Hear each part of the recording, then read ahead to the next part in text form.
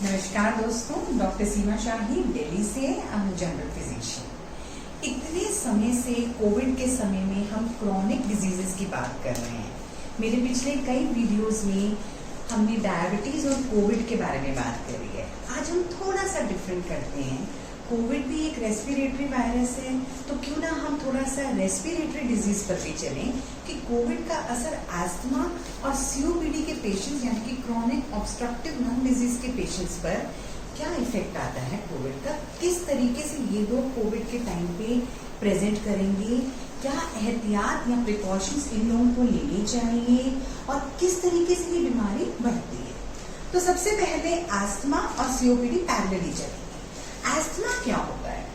Asthma is an air flow limitation, यानी कि आपकी सांस की नली में यानी कि लंग्स के बाद जो आपके ब्रोंकाई ब्रोंक्यूल्स हैं उनमें लिमिटेशन है। और asthma is an expiratory air flow limitation, यानी कि जब आप सांस बाहर को छोड़ते हैं उस टाइम पे जब आपकी सांस की नली में लिमिटेशन आती है उसको कहते हैं अस्थमा।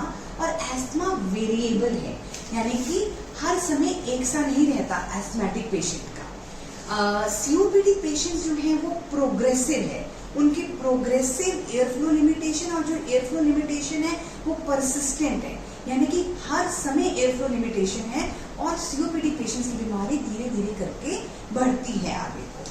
अस्थमा वाले वेरिएबल है, जैसे कि कुछ समय है, आज है और कल हो सकता है कि अगले 2 हफ्ते तक उनको कोई ऐसी प्रेजेंटेशन हो भी ना, तो ये एक डिफरेंस है।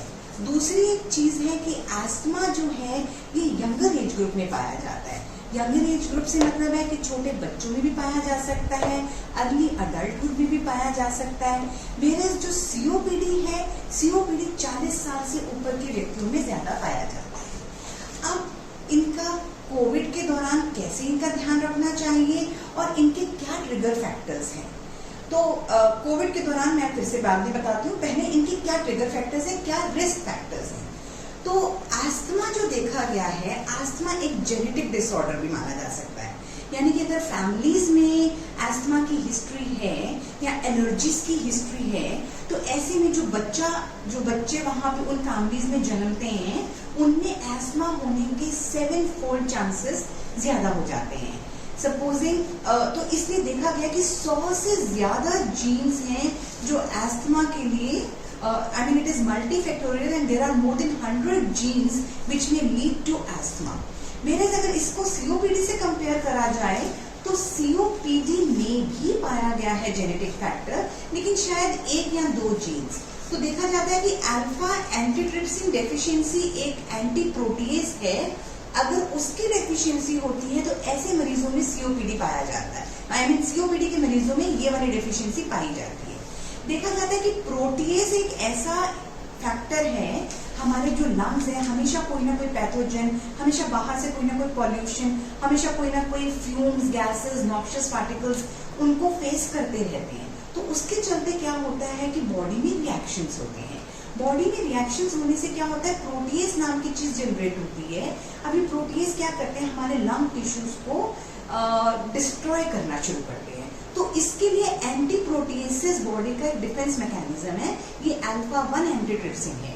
तो जब ये एब्सेंट होता है उस टाइम लंग डिस्ट्रक्शन बहुत ज्यादा हो जाती है और पेशेंट एम्फाइसीमा में जा सकता है, यानी कि सीओपीडी हो जाती है। तो दूसरी फैक्टर क्या है, एक तो हो गया जेनेटिक फैक्टर, फिर है एनवायरमेंटल फैक्टर्स। अब एनवायरमेंटल फैक्टर्स में क्या पाए जाते हैं कि अस्थमा हम देखेंगे कि जिन लेडीज का सिजेरियन सेक्शन होता है ऐसे बच्चों में अस्थमा होने की संभावना ज्यादा पाई जाती है।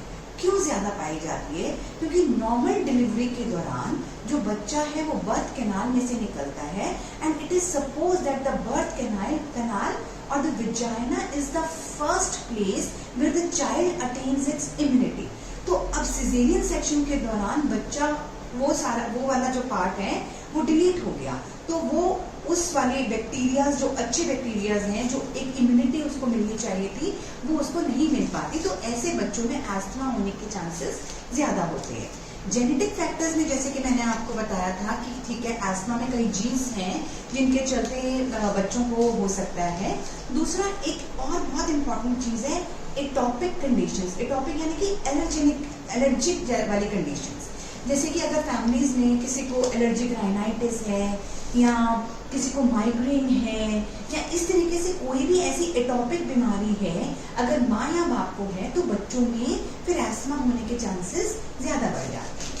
तीसरा ये देखा गया है कि जो बेबीज प्री टर्म या लो बर्थ वेट है, यानी कि जो बच्चा 32 हफ्ते में डिलीवर हो जाता है, वो बच्चों में एस्थमा होने के चांसेस ज्यादा होते हैं क्योंकि उनके जो लंग्स हैं दे आर अंडर डेवलप्ड। फिर ये देखा जाता है कि मैटरनल स्मोकिंग, माँ अगर प्रेगनेंसी के दौरान स्मोक करती है तो उसका बच्चे पर क्या असर है। तो ये देखा गया है कि अगर if the mother smokes during pregnancy there are lots of chances that the child who takes the birth can get asthma. और ये भी देखा जाता है कि अगर मदर ने भी अपनी प्रेगनेंसी के दौरान स्मोक किया है तो जो ग्रैंड चाइल्ड है उसमें एस्थमा होने के चांसेस बहुत ज्यादा बढ़ जाते हैं। फिर है indoor pollution and outdoor pollution. अब इंडोर पॉल्यूशन क्या है, हमारे हिंदुस्तान में, हमारे देश में इंसेंस स्टिक्स और ये जो अगरबत्ती है ये सब बहुत जलाने की प्रथा है। ये पाया जाता है कि एक ये अगरबत्ती या कुछ भी है, ये धूप बत्ती या अगरबत्ती, ये जलने के बाद भी कम से कम 2 घंटे तक अपना पॉल्यूशन रखती है। तो वो घर के अंदर जो पॉल्यूशन है उससे भी अस्थमा ट्रिगर हो सकता है। फिर आउटडोर पॉल्यूशन तो है ही है, अगर किसी का घर सड़क के किनारे है या बाहर का जो एयर पॉल्यूशन है, ये भी देखा जाता है कि जो एयर पॉल्यूशन है वो प्लेसेंटल बैरियर को क्रॉस करके नवजात होने वाले शिशु पर भी असर डाल सकता है। और जो ये डीजल के जो पार्टिकल्स हैं ये जब हवा में आते हैं तो जो भी एलर्जन पड़ा है, जैसे कि पॉलन ग्रेन्स भी पड़ा है या कुछ भी पड़ा है, वो उसकी एलर्जेनिसिटी को बढ़ा देते हैं। तो ये फीचर्स तो सीओपीडी और एस्थमा दोनों में कॉमन हो गए, indoor air pollution and outdoor air pollution. हाँ, सीओपीडी में एक बहुत और वेरी इंपॉर्टेंट फैक्टर है स्मोकिंग। तो ये पाया जाता है कि जो लोग स्मोकिंग करते हैं या जो बायोमास स्मोक, घरों में जो चूल्हे जलते हैं और जो ऑक्यूपेशनल हैजार्ड्स हैं जहाँ पे स्मोकिंग है या कुछ है, जो इन चीजों के संपर्क में आते हैं, ऐसे लोगों में एस्थमा और सीओपीडी होने के चांसेस ज्यादा बढ़ जाते हैं। फिर कुछ ऐसे ट्रिगर फैक्टर्स हैं एस्थमा के लिए, ठीक है, स्मोकिंग मैंने आपको बताया।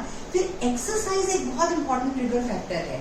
हम एस्थमेटिक्स के लिए ध्यान देते हैं कि कोई भी एक्सरसाइज करने से पहले अगर वो अपना इनहेलर लेकर जाएंगे तो उनके लिए वो बहुत फायदेमंद है। या कोई भी साइकोलॉजिकल स्ट्रेस हो जाता है, या कोई बहुत स्ट्रॉन्ग स्मेल है, परफ्यूम्स हैं या कुछ है, या पॉलन ग्रेन्स हैं, या अगर घर में कोई डैम्पन वॉल्स हैं जिनके कारण फंगल स्पोर्स निकल रहे हैं, तो ये सारी चीजें एस्थमा को ट्रिगर कर सकती हैं।